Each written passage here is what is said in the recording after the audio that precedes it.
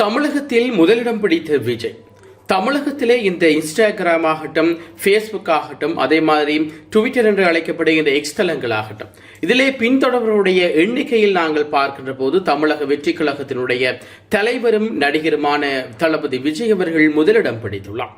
வேறு வேறு அரசியல் தலைவர்களோடும் வேறு வேறு அரசியல் கட்சிகள் சார்ந்தவர்களோடும் ஒப்பிடுகின்ற போது விஜய்க்கு 3 மடங்கு ரசிகர் பட்டாளத்தையும் பின்தொடர்பவருடைய எண்ணிக்கையும் அதிகரித்திருப்பதாகவும் செய்திகள் வெளிவந்திருக்கிறது. விஜய் அவர்கள் தமிழக வெற்றி கழகம் ஆரம்பித்து பல்வேறுபட்ட செயற்பாடுகளை முன்னெடுத்து வருகின்றார்.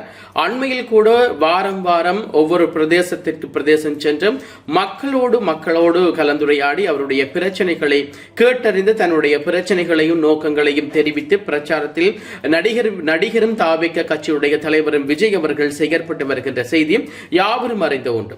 இதன் பிற்பட்ட காலத்திலே இந்த விஜய் அவர்களுடைய சமூக வலைதளங்களிலே பல்வேறுபட்ட மாற்றங்கள் வந்திருக்கிறது. ஏறத்தாழ உலகம் முழுவதுமே இருந்து அவருக்கென்று கோடிக்கணக்கான ரசிகர்களும் கோடிக்கணக்கான பின்தொடர்பாளர்களும் இருக்கின்றார்கள். இந்த 3 செயலிகளோடும் ஒரு ஏறத்தாழ இவர்களோடு எல்லாம் ஒப்பிட்டு பார்க்கின்ற போதும் ஏறத்தாழ 95 லட்சம் மக்கள் விஜயை பின்தொடர்வதாக செய்திகள் வெளியாகி இருக்கிறது. இது இந்தியாவில் இருக்கக்கூடிய மு.க. ஸ்டாலின் ஆகட்டும், உதயநிதி ஸ்டாலின் ஆகட்டுமே, ஏடாப்பட்டி பழனிசாமி ஆகட்டும், அவர்களோடு ஒப்பிடுகின்ற போது 3 மடங்கு அதிகமாக விஜய் அவர்களுடைய பின்தொடர்பு காணப்படுகிறது.